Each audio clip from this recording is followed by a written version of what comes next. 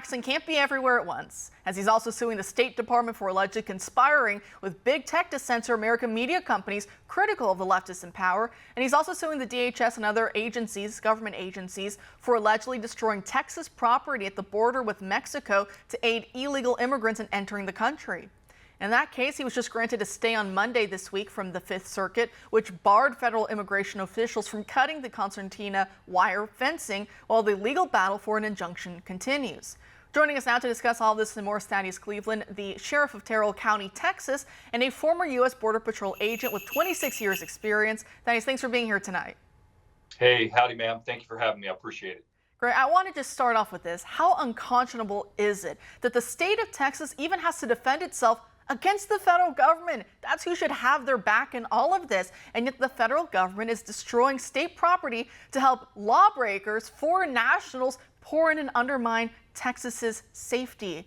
I mean, talk to me about that. How crazy and backward is this time we're living in? You know, I've never seen anything like it. Of course, you've had other people on your show and other OAN interviews, friends of mine that have interviewed it and said the same things. We never thought we'd see anything like we're seeing now. We'd actually, when we left the Border Patrol, we'd left it in the most safest and secure border we'd ever had under Donald Trump. I did spend about a year and a half under this administration before taking over as sheriff in my home county here in Terrell County. But to get back to your question there, you know, we're first and foremost, we're thankful to have a governor like Governor Abbott that is spending the money he's spending along the border to send Texas personnel along the border to help Border Patrol agents patrol it.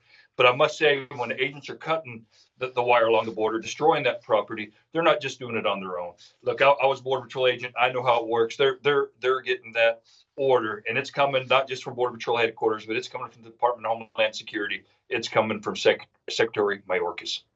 And it's interesting, your background and your experience, because you're seeing, you know, these two related and yet separate entities, law enforcement domestically, and then of course Border Patrol. That's your two twin experiences here, and it really does intersect. I know CBP has been reporting that I think Tuesday was another historic, another record-breaking day, but of course not in a good way. It was 12,000 migrants who were caught crossing the border illegally between ports of entry. About 10,000 were actually physically apprehended. The rest were gotaways. But I mean, your county, it's right there on the border. How much of an impact does this have on you and, you know, law enforcement activities in your county with all these people streaming in, out, you don't know who's who?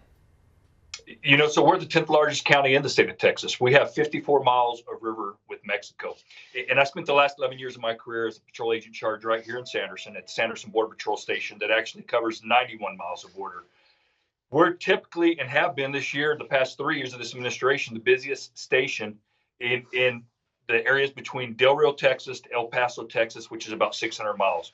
Now, it's different than those apprehensions and those encounters you see in Arizona, California, as well as the South Texas area. What we have out here are people not looking to surrender. We have people that are coming into the United States illegally, and they're looking to escape. They're running from us. They're leading us in high speed pursuits when we try to stop the smuggling events. You know, we kind of get lost in the fray, if you will. These small counties, there's three of us. It's myself and two other deputies. One other was a Border Patrol agent like I was, and it's been an easy transition to. And as I often say, here in Terrell County, we don't have a criminal problem. We actually have a national security issue. And I think that's the perfect way to encapsulate this, to really say that it is an invasion. I think that's something your governor was also saying. I know Arizona was saying something similar with their attorney general as well. But we just had video up playing, and it was, I think, federal contractors. They were trying to fix part of the border. And then you have these human smugglers coming in, and they're pushing people through one by one. And everyone's just on the American side of the border, just kind of watching this all happen. Nothing's really being done about it. And then you see the smuggler, whoever he is at the end, he kind of just like does a salute. I mean, it's just such a thumbing the nose at any sense of American national security. I mean, I can't even imagine being, you know, a man in uniform wanting to protect and serve this nation, and then seeing these criminals be able to thumb their nose at you and know that the federal government is supposed to be backing you is the same one protecting that guy being able to do what he's doing when he's the one who's getting people killed, getting people raped, you know, children going missing. I mean, the list goes on and on.